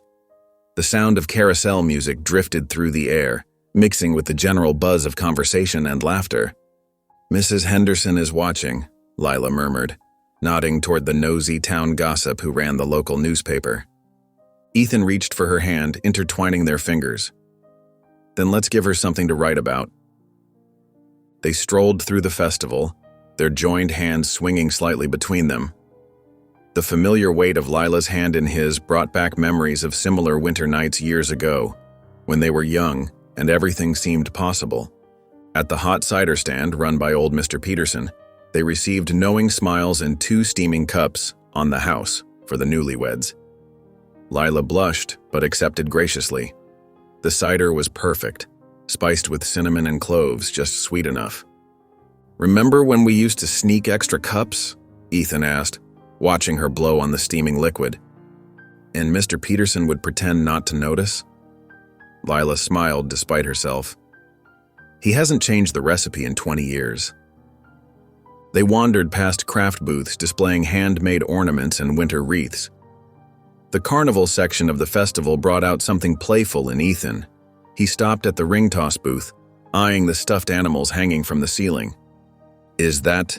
he started, pointing to a particular prize. "The red fox," Lila finished, her eyes lighting up with recognition.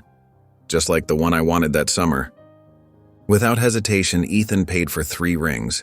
The booth operator, a teenager with braces, explained the rules, but Ethan wasn't listening. He was remembering 13-year-old Lila's disappointed face when she'd run out of allowance money trying to win that fox. His first throw missed. The second clinked against the bottle but bounced off. Lila watched, trying not to show how invested she was in the outcome. The third ring sailed through the air in a perfect arc and settled around the neck of a bottle with a satisfying clink. "Winner!" the teenager announced, reaching for the fox. When Ethan handed it to Lila, her fingers brushed his. For a moment, they were kids again, and everything was simple. She hugged the stuffed animal to her chest, a genuine laugh bubbling up from somewhere deep inside her. "You remembered," she said softly. "I remember everything about you," he replied, then looked away quickly, as if he'd said too much. The carousel's lights beckoned them next. They chose adjacent horses, a white one for Lila, black for Ethan. As they went around, Lila closed her eyes, feeling the winter wind on her face. Ethan watched her, memorizing the way the colored lights played across her features. When they dismounted, slightly dizzy and laughing, the music changed. The festival speakers began playing "Can't Help Falling in Love," a slow, acoustic version that seemed to float on the cold air. They found themselves near the gazebo where other couples were already swaying to the music. Ethan turned to Lila, extending his hand. "Dance with me?" She hesitated, then said, "Just for show, right? Since people are watching?" "Yeah," he agreed, but his voice was rough. Lila stepped into his arms and they began to move slowly with the music. Her head found its way to his shoulder. Muscle memory from 100 high school dances. His hand spread across her lower back, holding her close. Neither of them spoke about how perfectly they still fit together. The song seemed to last forever and end too quickly at the same time. When the final notes faded away, they didn't immediately separate. For a moment, they just stood there, breathing in the winter air and each other's presence. The drive home was quiet again, but different from before. The silence felt full of unspoken words rather than tension. The stuffed fox sat in Lila's lap, and she absently stroked its soft fur. Inside the cottage, they moved through their evening routine, hanging up coats, turning on lights, adjusting the thermostat.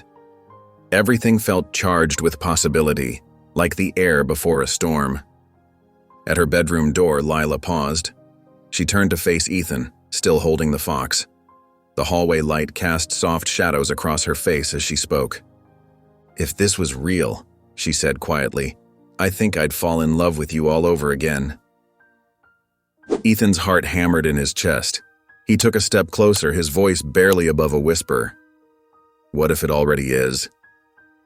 The question hung in the air between them. Lila's eyes searched his face, but she didn't respond. Instead, she turned and went into her room, closing the door gently behind her. Ethan stood there for a long moment, then leaned his forehead against the wooden door.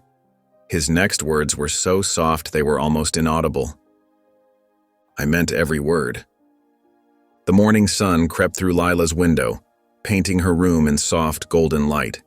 She'd been awake for hours, tossing and turning, Ethan's words echoing in her mind. What if it already is? Those 5 words had kept her up most of the night, turning over and over like autumn leaves in the wind. She pulled on her warmest sweater and padded to the kitchen, following the familiar scent of coffee. But the pot was cold, the kitchen empty. Through the window, she caught movement in the backyard. Ethan was outside, methodically chopping firewood. His dress shirt sleeves were rolled up to his elbows, his usually perfect hair slightly disheveled. Each swing of the axe seemed purposeful, almost aggressive, like he was trying to exhaust something out of his system. Lila recognized that kind of physical distraction. She'd done plenty of stress cleaning herself lately. She watched him for a moment, noting how different he looked from the polished businessman who'd first returned to Maplewood. Here, splitting wood in the morning light, he looked more like the boy she'd known, raw, real, unguarded. The screen door creaked as she stepped onto the back porch, 2 steaming coffee mugs in hand. Ethan looked up at the sound, his rhythm faltering for just a moment. "Good morning," Lila said softly, holding out one of the mugs. "Morning," he replied, his voice rough from the cold air. He set the axe down and accepted the coffee, careful not to let their fingers brush. They stood there in charged silence, steam rising from their cups, neither quite meeting the other's eyes. The morning air was crisp, carrying the scent of wood chips and approaching snow. "I should get to the library," Lila finally said, though her shift didn't start for hours. Ethan nodded, already turning back to the woodpile. "Right. Of course." The day stretched out like molasses, thick with unspoken words.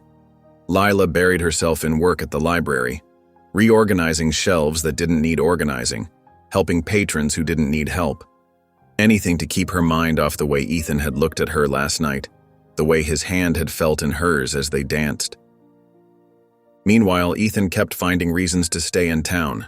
He rescheduled his video calls, pushed back meetings, and spent an unusually long time at the local coffee shop where he could see the library entrance through the window. He told himself it was just to maintain appearances. They were supposed to be newlyweds after all, but he knew that wasn't the whole truth. Evening found them both back at the cottage, the tension between them almost visible in the air.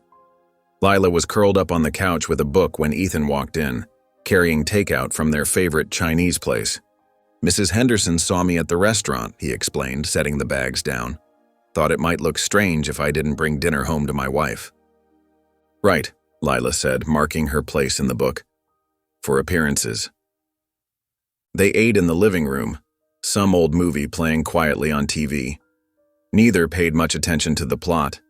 They were too aware of each other, of the shrinking space between them on the couch, of every accidental brush of hands as they passed the soy sauce back and forth. After dinner, they stayed on the couch, ostensibly watching the movie, but really just existing in each other's space. The distance between them had somehow gotten smaller, though neither could say who had moved closer. Their hands rested on the cushion between them, not quite touching. Then, during a particularly tense scene, their pinky fingers brushed. Neither pulled away. Slowly, naturally, their hands aligned, fingers intertwining as if they had minds of their own. Lila's heart thundered in her chest. She could feel Ethan's pulse in his wrist racing just as fast as hers. The movie continued playing, but it might as well have been static for all they noticed. Ethan turned toward her, his free hand coming up to brush a strand of hair from her face. His touch was feather-light, careful, like she might disappear if he moved too quickly. Their eyes met in the blue glow of the television screen. "If I kiss you," he said, voice barely above a whisper, "it won't be part of the deal." Lila's breath caught in her throat.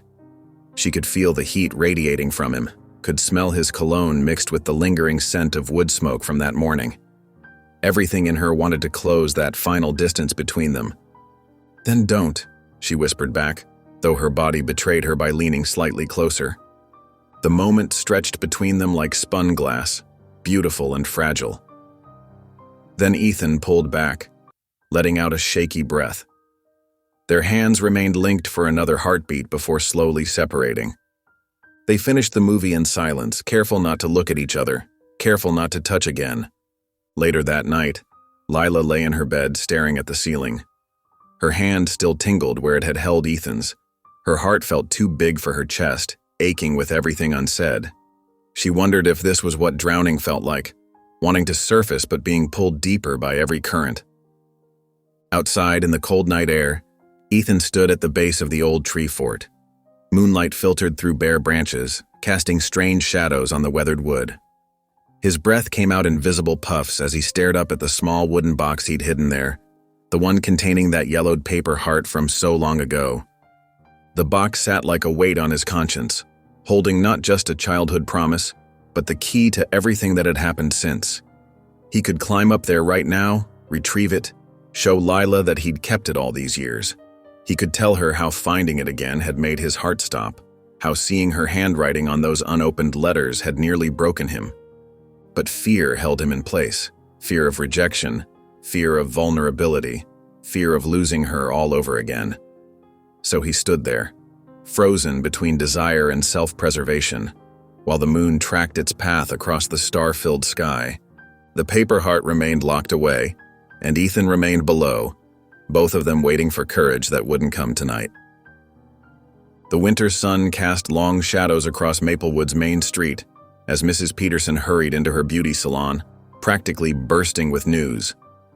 Her first customer of the day hadn't even settled into the chair before she started talking. "Did you hear about the dance at the Winter Festival? Sarah Thompson saw them by the gazebo, said they looked like something straight out of a romance movie." The news spread like wildfire through the small town. At the diner, over steaming cups of coffee, the regulars dissected every detail of Ethan and Lila's dance. Outside the post office, a cluster of elderly residents recalled how they'd been sweethearts in high school. But not all the whispers were kind.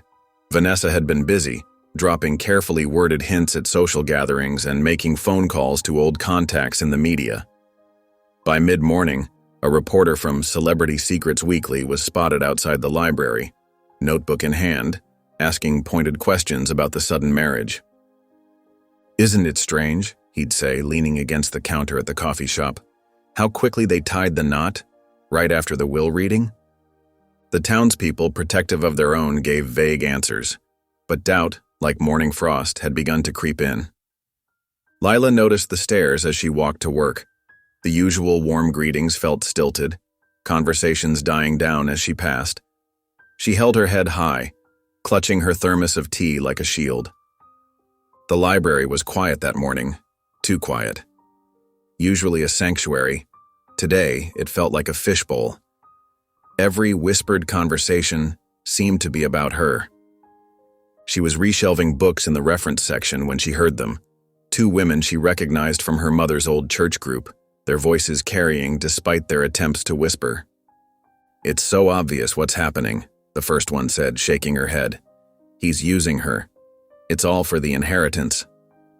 "And she can't even see it," the second woman replied, clucking her tongue. "Poor thing. Always had her head in the clouds, just like her mother." The books in Lila's arms suddenly felt too heavy. Her fingers trembled as she tried to slide them onto the shelf. One slipped, hitting the floor with a thud that made the women jump and hurry away. Lila stood there, surrounded by rows of books that had always been her comfort, feeling more alone than ever. The words echoed in her mind. "He's using her." Was he? The question haunted her through the rest of her shift, through the drive home, through dinner preparation. Ethan was working late, or at least that's what he'd texted. Maybe he was avoiding her. Maybe everyone was right. When he finally came home, she was waiting in the living room. No lights were on except for a small lamp, casting everything in soft shadows. Ethan paused in the doorway, sensing the tension. "We need to talk," Lila said, her voice steady despite her racing heart. Ethan set down his briefcase slowly. "About what?" "About what happens after the year is up." She met his eyes directly. "Will you leave?" The silence that followed was deafening. Ethan opened his mouth, closed it again. His hesitation was answer enough. "The whole town is talking," she continued, fighting to keep her voice from breaking. "They think this is all about the inheritance, that you're using me." "Lila, that's not—" "Then tell me it isn't true," she challenged. "Tell me you'll stay after you get your grandfather's money. Tell me this isn't just business anymore." Ethan stood frozen, caught between truth and fear. Words failed him, the right ones, the honest ones, the ones that could bridge the growing chasm between them. His phone buzzed in his pocket. Another message from Vanessa. "1 week, Ethan. Announce the separation, or everyone learns the truth about your little arrangement. I have the marriage contract. Tick-tock." The silence stretched on, becoming its own answer. Lila nodded slowly, a sad smile touching her lips. "That's what I thought," she whispered, standing up. She walked past him toward her room, pausing briefly at the stairs. "You know what hurts the most? For a minute there, I actually believed—" She didn't finish the sentence. Her bedroom door closed softly behind her, the quiet click somehow worse than a slam. Ethan stood in the darkened living room, Vanessa's threat burning in his pocket, Lila's words burning in his heart. Finally, he moved, walking out into the cold night air. The tree fort loomed above him, a dark silhouette against the star-filled sky. He climbed up slowly, each step feeling heavier than the last. The wooden planks creaked under his weight. He was too big for this place now, too changed by time and choices and fear. Inside the fort, moonlight filtered through the gaps in the boards, illuminating the small wooden box. His hands shook slightly as he unlocked it, lifting the lid carefully. The paper heart lay inside exactly as he'd left it.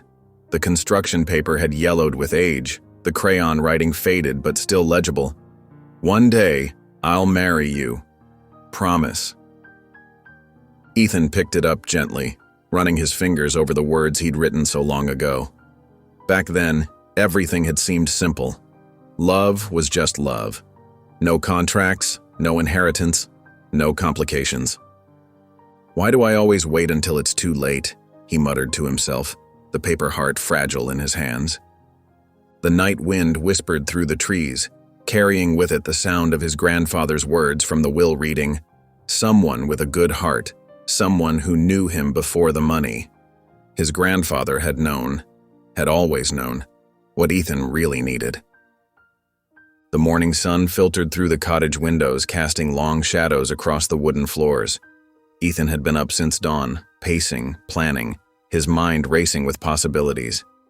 The paper heart from the tree fort sat in his jacket pocket, a constant reminder of promises made and broken. He heard Lila's door open upstairs, followed by her quiet footsteps. Taking a deep breath, he stepped into the kitchen just as she reached for the coffee maker. "Pack a bag," he said softly, causing her to turn. "Just for one night." Lila's eyes narrowed with suspicion.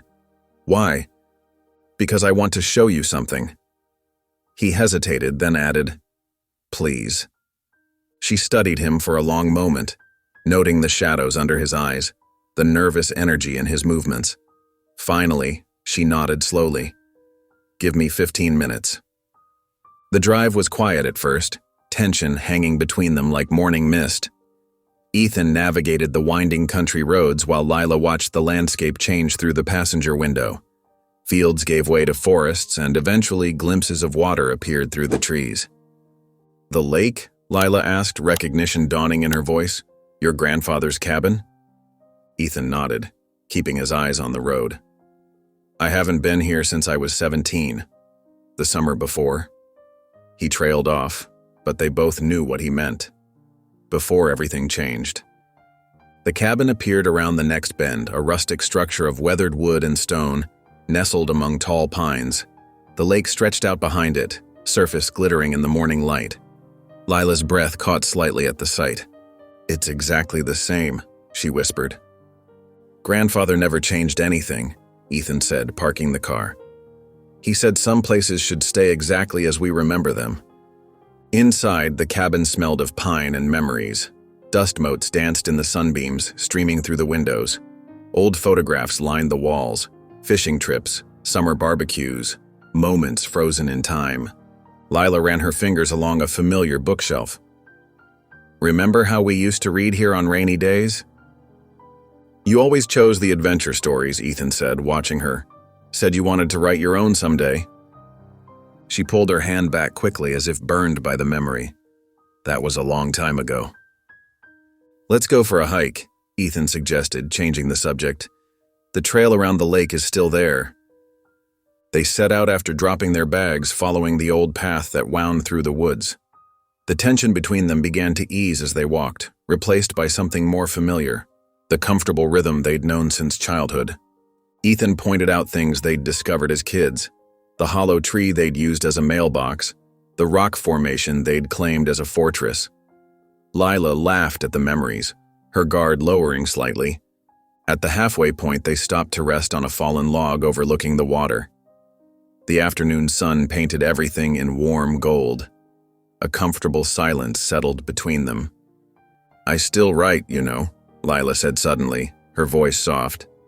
"Nothing published, just stories. Children's books mostly. About brave little girls who save the day, and lonely boys who find their way home." Ethan turned to look at her, really look at her. She was staring out at the lake, a slight blush coloring her cheeks. "Will you tell me one?" he asked. She glanced at him, surprised. Then slowly she began to speak.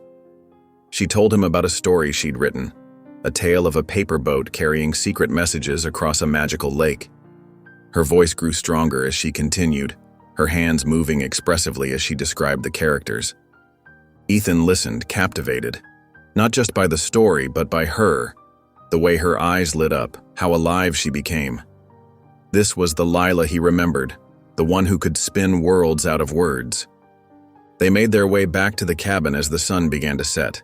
Ethan built a fire while Lila made coffee in the old percolator. They sat on the worn couch, watching the flames dance, neither wanting to break the spell of the moment. "Why did you bring me here, Ethan?" Lila asked finally, her voice barely above a whisper. He stared into the fire, struggling with words.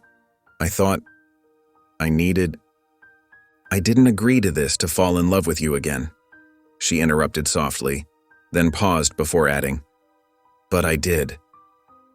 Ethan's heart lurched. He turned to her, emotion thick in his voice. "Lila, But the words stuck in his throat, trapped behind years of walls and fears.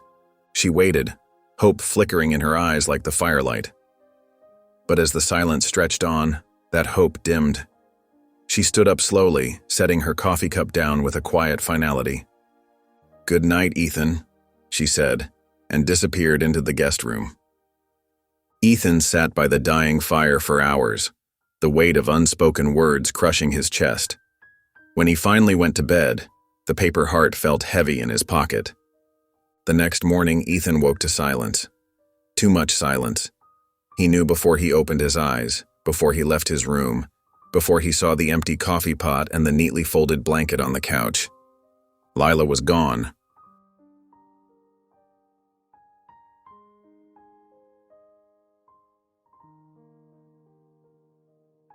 Her room was empty, bed made with military precision. No trace remained of her presence except for a single sheet of paper on the kitchen table. Her handwriting, still as familiar as his own heartbeat, flowed across the page. "I loved you once, I loved you again, that has to be enough." Ethan read the words once, twice, a third time. Then he closed his eyes, pain etching itself across his features. The paper heart in his pocket seemed to burn against his chest. The drive back to Maplewood was a blur. Empty roads stretched before him like the years he'd wasted, like all the words he should have said. The passenger seat beside him had never felt so vacant. The city loomed before Lila, a maze of glass and steel so different from Maplewood's maple-lined streets.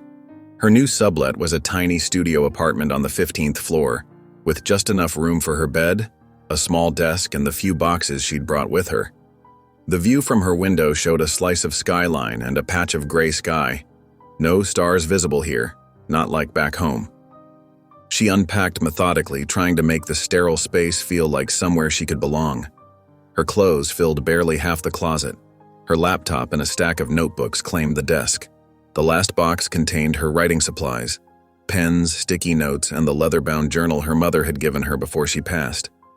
The publishing house where she'd landed a junior editor position was everything she'd dreamed of during those long nights caring for her mother. Modern offices filled with creative energy, walls lined with colorful book covers, and the constant buzz of stories being born. Her supervisor, Sarah, was warm and encouraging, already giving Lila manuscripts to review. "You have good instincts," Sarah told her after her first week, "especially for children's stories. The way you understand what speaks to young readers, it's a gift." Lila smiled politely, not mentioning the years she'd spent writing her own stories in secret, or the childhood memories that informed her understanding. She threw herself into the work, staying late to review submissions, learning the industry's rhythms. But at night, in her too quiet apartment, the emptiness crept in. She'd write at her desk until the early hours, pouring her heart onto the page. Stories about paper hearts and promises, about fake marriages that felt more real than reality, about love that got lost in translation. The words flowed easier in the dark, when she could pretend they were just stories and not memories wearing different clothes. Her new manuscript grew page by page, night by night, a story about two childhood sweethearts who find each other again, who dance around truth and pretense until they can't tell the difference anymore. She called it Pretend Vows Real Love, because sometimes the only way to tell the truth is to disguise it as fiction. Meanwhile, back in Maplewood, Ethan moved through the cottage like a man underwater. Every room held echoes of Lila's presence. The kitchen where she'd baked lemon bars, the living room where they'd watched movies, the porch swing where they'd shared secrets in the firefly-lit dusk. The stuffed fox sat on the mantel, its glass eyes watching him as he paced. He picked it up, remembering her laugh when he'd won it at the festival, the way her eyes had lit up like they used to when they were kids. The toy was soft in his hands, worn from being held. He found himself walking to the tree fort more often than he'd admit. The old structure stood steady against the winter wind, holding memories in its weathered boards. Inside, the wooden box waited like a time capsule. Ethan opened it carefully, the paper heart inside still folded precisely as it had been all those years ago. His hands shook slightly as he added a new note beside it, words he should have said out loud. "If you ever come back, this will be waiting." He closed the box, locked it, and left it there, a promise waiting to be found, like they used to do as children. The days blurred together. His assistant, Jenny, handled his calls, rescheduled his meetings, fielded concerned emails from the board. "Mr. Hale is taking some personal time," she'd say, her voice professional and practiced. "He'll be in touch when he's ready." The cottage that had once felt too small now seemed vast and empty. The silence pressed in from all sides, broken only by the tick of the grandfather clock and the occasional creak of settling wood. Ethan found himself turning to share observations with someone who wasn't there, reaching for a hand that had slipped away. His laptop sat unopened on the desk. His phone stayed silent. The world of contracts and stock prices and board meetings felt like a distant dream.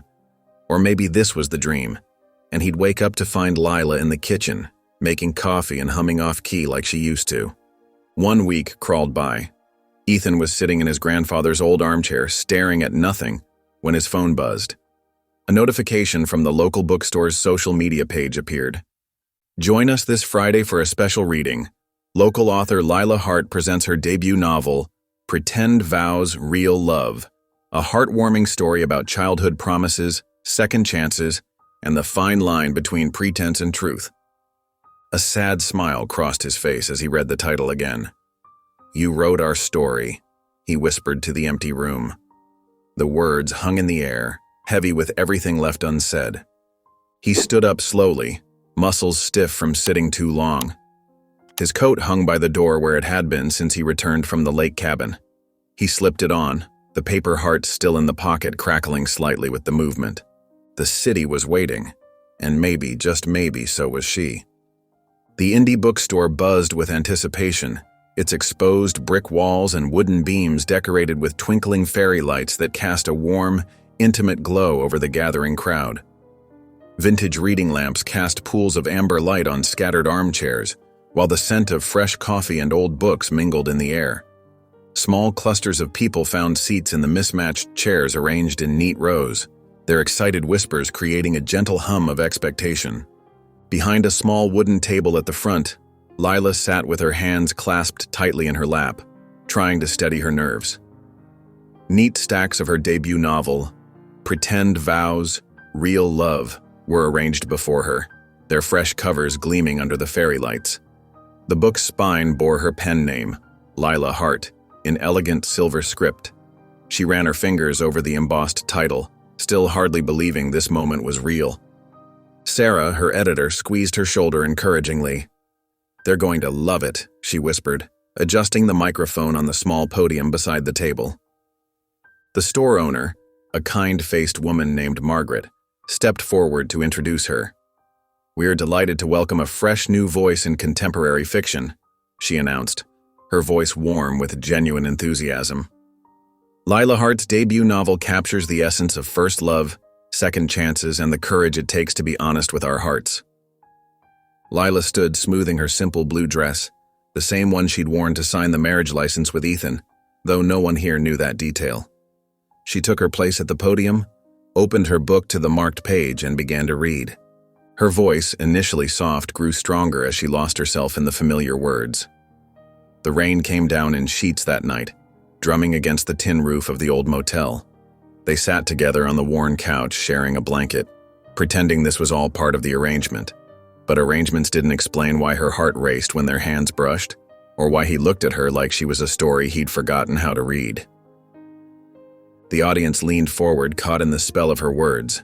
Lila continued, describing the tree fort where childhood promises were made, the paper heart that held more truth than any legal contract, the way love sometimes hides in the spaces between what we say and what we mean. Her voice caught slightly as she reached the passage she'd rewritten a dozen times, each version bringing her closer to the truth. "I didn't fall for the man he became. I fell for the boy who always kept his promises even if I never knew it." Something made her pause then, a shift in the air, a collective intake of breath from the audience. Lila looked up, and the world seemed to stop turning. There, in the back of the room, stood Ethan. He wore his old flannel jacket, the one that had always made him look more like himself than any expensive suit. His hair was slightly disheveled, as if he'd been running his hands through it nervously. But it was his eyes that held her, intense, vulnerable, fixed on her face like she was the only person in the room. The audience faded to background noise. The fairy lights blurred. Everything narrowed to Ethan as he began walking toward the front, holding something carefully in his hands. He said nothing at first, just stood before her. Then, with deliberate gentleness, he placed a simple wooden frame on the table. Inside was the paper heart he'd made her as a child, the crayon writing still visible. "One day I'll marry you, promise." "I kept this," he said, his voice rough with emotion, "because it was my truth. I loved you before I knew what love really meant. I love you now because I finally do." He swallowed hard, looking directly into her eyes. "I don't want a contract. I want forever." A soft gasp rippled through the audience as Ethan reached into his pocket and withdrew a small velvet pouch. He knelt before her, but instead of producing a ring, he carefully opened the pouch to reveal a delicate golden locket. With trembling fingers, he opened the locket. Inside, perfectly preserved, was a miniature version of their childhood love contract, complete with their crayon drawings. Beside it, written in his precise handwriting, were the words that made Lila's heart stop. "You always had all of me." Tears spilled down Lila's cheeks as she looked at the man kneeling before her, the boy who'd given her a paper heart, the teenager who'd written her letters that never arrived, the man who'd come back to her with all his walls finally down. She stepped forward, her voice barely above a whisper but filled with certainty. "You still do." When their lips met, it wasn't for show. It wasn't part of any arrangement. It was real and true and theirs, witnessed by a room full of strangers who burst into applause and cheers, celebrating a love story that had finally found its way home. 6 months later, the Maplewood cottage had become a true home. Sunlight streamed through clean windows onto hardwood floors. Coffee and bread scents mingled with herbs growing on Lila's kitchen windowsill. Lila tended her plants in Ethan's flannel shirt over pajamas, hair in a messy bun. Each plant had meaning. Lavender from their first real couples market trip, basil from his grandfather's seeds, mint from the garden club. Ethan sat barefoot at the kitchen table reading the paper in comfortable clothes, frequently glancing at Lila with a smile. "The jasmine needs a larger pot," he noted, setting aside his paper. Lila sprayed him playfully. "Look who's becoming a plant expert. Remember when you overwatered succulents?" "Technology is more straightforward than gardening," he laughed, embracing her. The cottage thrived with new life. Photos lined walls, childhood memories alongside new ones. Their wedding photo hung centrally with Lila's book cover and its first review. A love story that reminds us some promises are worth keeping. Outside stood their rebuilt tree fort. Ethan had done most work himself, adding a covered porch, window seats, and solar twinkle lights. The back room became the Paper Heart Library, with wooden shelves of children's books, reading pillows, and art supplies. Every Saturday, Lila read to cross-legged children beneath the sign, "The Paper Heart Library, where stories come full circle." Lila's best-selling novel touched readers nationwide. At signings, she stamped books with a fox design, reminiscent of the winter festival night when their pretense began crumbling. Ethan established a foundation for sustainable small-town housing. When asked about leaving tech, he'd say, "Some investments are measured in more than money." Their days followed a comfortable rhythm, quiet mornings, fulfilling workdays, and evenings often spent in their tree fort. That evening, wrapped in a blanket under twinkling lights, they settled into their window seat as stars emerged overhead. Ethan produced a crayon.